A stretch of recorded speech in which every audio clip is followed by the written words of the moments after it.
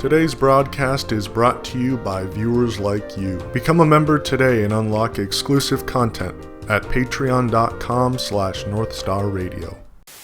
The year is 2005. 3, 2, 1. Happy New Year, everybody!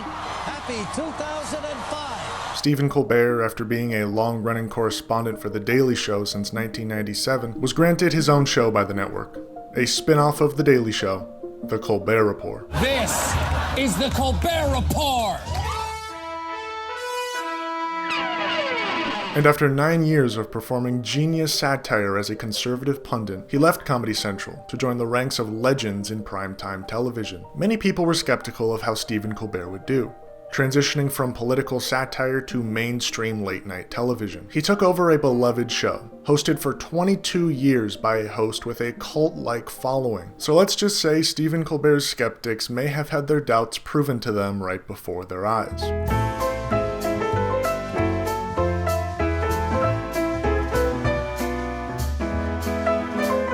The Daily Show, a long-running satirical news program, has been a jumping-off point for many performers and comedians. People like Steve Carell, Ed Helms, Jordan Klepper, and Michael Shea all got their start on The Daily Show, and Stephen Colbert is no exception. He began appearing on the show as a correspondent in 1997, a supporting host who would do on-site reporting for the show or otherwise make an appearance in the studio. Steve, this debate is about religion. Let's discuss it rationally. Now, think about it. If you were God, would you manifest your divine glory to a shepherd in a cave in Saudi Arabia in the 7th century?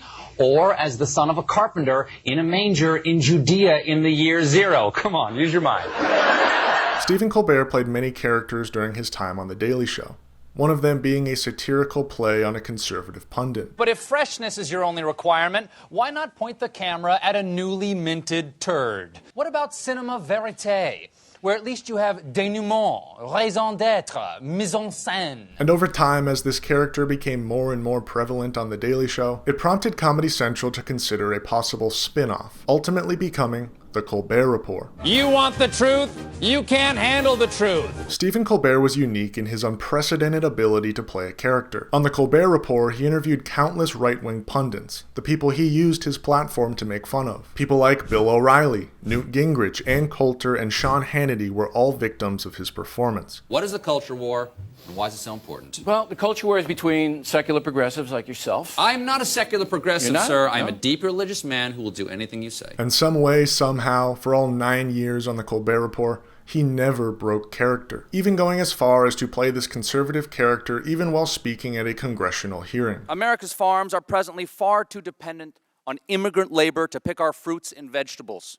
Now, the obvious answer is for all of us to stop eating fruits and vegetables. And if you look at the recent obesity statistics, you'll see that many Americans have already started. The Colbert Report was evidently a massive success, as during the 9 years of its airing, the show won several awards, including PGA, WGA, as well as being nominated 44 times for the Primetime Emmy Awards. Comedy Central, The Colbert Report, and Stephen Colbert himself were at an all-time high in cultural significance, a peak in popularity. It all seemed to dwindle, however, when Stephen Colbert received the opportunity of a lifetime. There was some big news last week that slipped through my news crack. And it concerns someone I've admired for years, and yet surprisingly is not me. I'm talking about David Letterman, who last Thursday night announced his retirement. And I am going to miss this good man.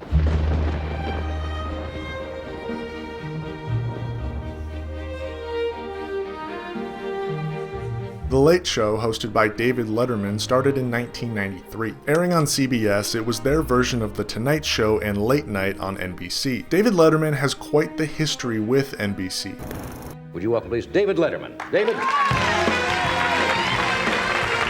As an up-and-coming comedian, David Letterman made countless appearances on The Tonight Show with Johnny Carson. He would come on the show as a guest, but he was really there to perform comedy. He'd sit down next to Johnny Carson and have a bit of a staged conversation, where he'd have time to crack some jokes and make the audience laugh. I don't care, so what if Debbie Boone can do more push-ups than I can? That's not one of your top priorities in life, I don't assume. No. There was another reoccurring guest, however, who would come on the show a countless number of times and do the same thing as Letterman, sit down with Johnny, and crack some jokes. And when Johnny Carson ultimately announced his retirement from The Tonight Show, everyone thought that David Letterman would get the job. As for the past 11 years, David Letterman was doing his own thing on the second time slot on NBC, late night. And here we have something called the Dove Bar.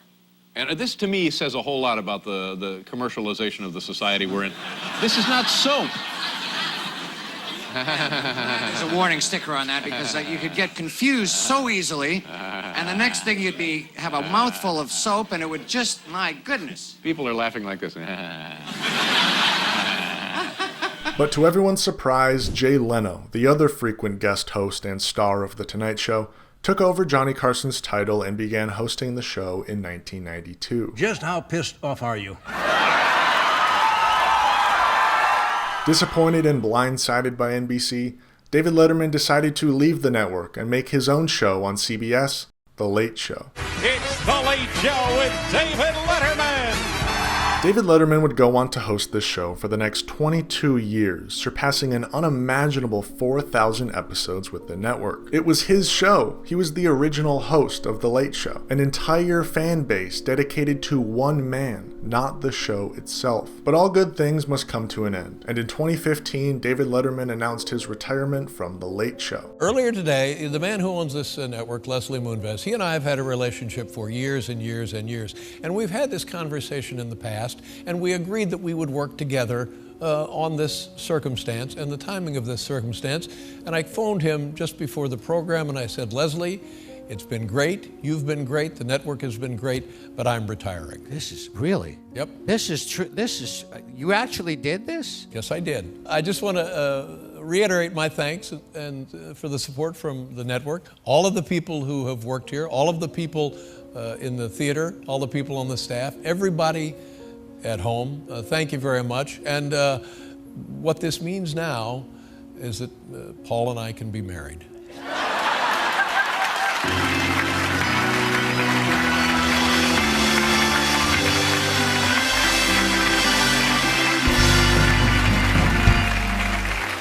When Stephen Colbert was announced as the next host of The Late Show, many fans of Letterman were skeptical of Stephen Colbert's abilities. While The Colbert Report was a massive success, transitioning into primetime late-night television from satirical political comedy would be difficult for anyone, especially considering the fact that Colbert would be dropping the conservative shtick for The Late Show, the thing that skyrocketed him to national fame on Comedy Central. And when Stephen Colbert began his time at The Late Show in 2015, at the height of the 2016 presidential race, it created the perfect storm for Donald Trump to be the butt of many of his jokes on The Late Show. We have to keep our country game, Pippin.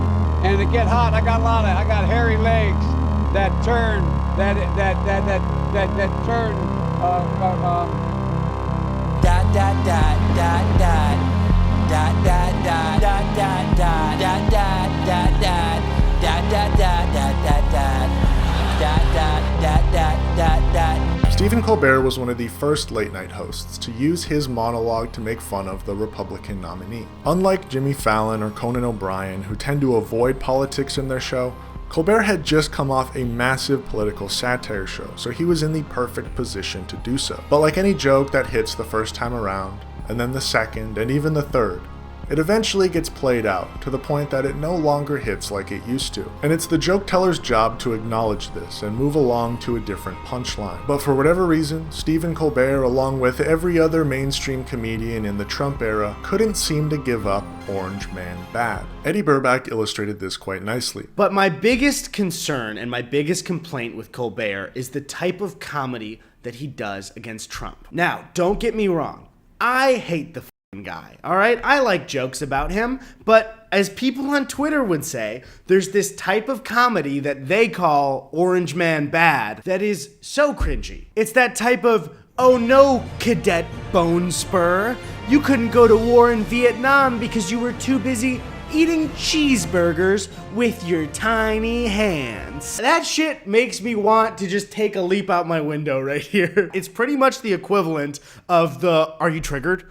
You're triggered right now. It's opposite ends of the aisle. Same type of childish, shitty, repeat the same joke for 5 years comedy. I like to refer to this phenomenon as the blue Maga-fication of late night. Blue MAGA is a phenomenon in and of itself that really began at the beginning of the Biden presidency. As a result of the Trump presidency and the rapid Maga-fication of America, once we finally had someone with a blue tie in office, many liberals clung on to that and gave their undying support to Joe Biden no matter what. Sure, Biden has done some pretty incredible things while in office. He's alleviated $136 billion of student debt, and he was the first president in history to appear at a picket line. However, he's really tarnished any legitimacy he may have had by funding Israel's war crimes in Gaza over the past 6 months. But Blue MAGA? Blue MAGA looks past this. He's funding self-defense. He's making the United States a safer place to live. He's Dark Brandon. This all culminated in another talk show appearance, when on one fateful night, in secret, Joe Biden made an appearance on Late Night with Seth Meyers. Welcome back, everybody. We're here with my very good friend, Amy Poehler. We were talking about the first show back in 2014. Your fellow guest, he was kind enough to follow you that night, Vice President Joe Biden. Yeah, that was very special. Very special. He was a class act. Yeah.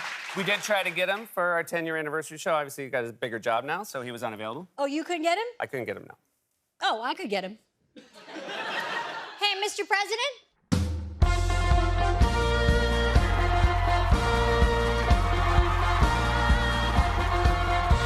And within no time, New Yorkers organized outside NBC studios at Rockefeller Center.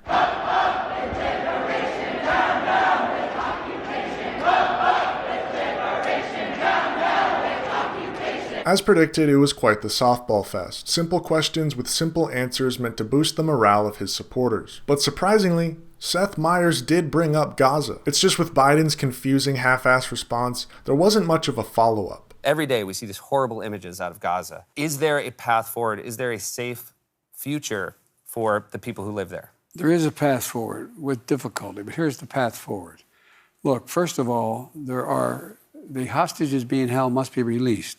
And then we've got at least a principle agreement. There'll be a ceasefire while that takes place.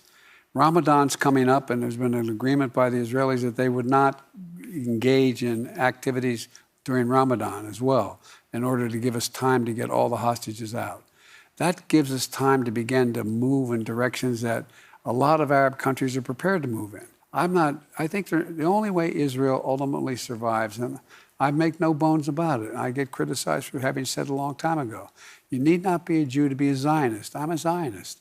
Were there no Israel, there's not a Jew in the world to be safe. They also have to take advantage of an opportunity to have peace and security for Israelis and Palestinians who are being used as pawns by Hamas. And so there's a process underway that I think if we get that temporary ceasefire, we're going to be able to move in a direction where we can change the dynamic and not have a two-state solution immediately, but a process to get to a two-state solution, a process to guarantee Israel's security and the independence of the Palestinians, but without them being able to, for example, invite in another country to provide their defenses. There's ways to do this, and I don't have time to go into it now, and in the meantime, there are too many innocent people that are being killed. Israel has slowed down the attacks in Rafah. They have to, and they've made a commitment to me, they're going to see to it that there's ability to evacuate significant portions of Rafah before they go and take out the remainder of Hamas. But it's a process. And look, Israel has had the overwhelming support of the vast majority of nations. If it keeps this up without this incredibly conservative government they have, and Ben-Gvir and others, I've known every major foreign policy leader in Israel since Golda Meir, they're going to lose support from around the world. And that is not in Israel's interest. Well, I wish you the best of luck with that, because they are really horrifying scenes, and I'm happy to hear you agree with that as well. So where do we go from here? Well, it's quite evident by Colbert's transition into primetime television, as well as Joe Biden's puff piece interview with Seth Meyers, that whoever legacy media decides to make the face of their #1 show and network as a whole, no matter how anti-establishment they may have been before, they will always fall in line and say and do whatever the American State Department tells them to do. Because at the end of the day, mainstream media, primetime television is used as a weapon, a subconscious weapon against the American public consciousness. To believe that whatever they're hearing on TV, coming out of the mouth of their favorite comedian, is the just opinion, the normal opinion. And I'm not saying this is some woke agenda. That's nonsense. The only agenda the American State Department is pushing onto the American public is manufactured consent for more pillaging of the third world with our tax dollars, all the while distracting you in order to undercut our social services that were once a mainstay in this country. Your grandparents were able to afford a house fresh out of high school, yet you now sit in a tiny apartment with roommates living paycheck to paycheck while already thousands of dollars in debt. Now ask yourself why we're funding endless wars around the world. Our tax dollars. Because the lower 48 hasn't been invaded since 1812. Yet we've invaded 63 countries since our founding, many of which we've invaded several times. But hey, it's self-defense, right? We're the world's police. And the police definitely don't have any sort of bad reputation. Thanks for watching North Star Radio. Peace and love, and free Palestine.